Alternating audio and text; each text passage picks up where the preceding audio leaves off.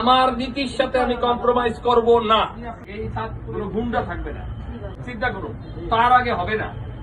এই ছাত্রে কেউ কারোর কোন গুন্ডা থাকবে না।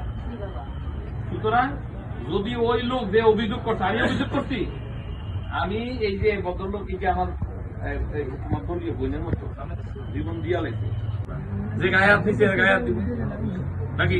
আমি গায়ে হাত তো দিতে না, আইন নেই, পরে জেলে খারাপ করা মামলা দিয়া ও জেলে খারাপ। আমি আপনাকে একটা কথা বাংলায় বলেছি, আমার আম্মা বললেও আমি এই জায়গায় কম্প্রোমাইজ করব না। যার গায়ে হাত দিছে, যার মানিকজত গেছে, সেই লোক যদি মাফ করে, তাহলে আমি জানি আপনি আমার আগামী বছর ভোট দিবেন না, এটা আমি জানি।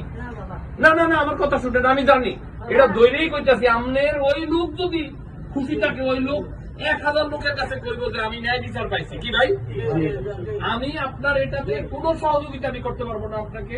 আপনি মা আমার পিছনে ঘুরেন না। যেই লোক মামলা করছে, মানে অভিযোগ দিছে, সেই লোকের কাছে যান। সেই লোকরে আমি চিনিও না। আমি সকালে বেরিয়েছি, সেই লোক আইসা বলতেছে আমার গায়ে হাত তুলছে। একটা 60-70 বছর বয়সী একটা গায়ে মানুষের গায়ে হাত তোলে কেমনি? হ্যাঁ, তাও শ্রেণী লইয়া যাইয়া তারা কি আমরা গুন্ডা বানাইছি? তারা কি গুন্ডা বানাইছি? সে আওয়ামী লীগের লগে রাজনীতি করছে, এর লগে থাকলে কি আমি গুন্ডামি সার্টিফিকেট দিব? আমার নীতির সাথে আমি কম্প্রোমাইজ করব না। তাতে আল্লাহ কপালে যা রাখছে হবে, আমার ভালো রাখলে আল্লাহ যা রাখবে তাই হবে। আমার নীতির সাথে আমি কম্প্রোমাইজ করব না। না, আপনি হুচ্চা দেন আর যাই করেন, আমি আমার নীতির সাথে কম্প্রোমাইজ করব না।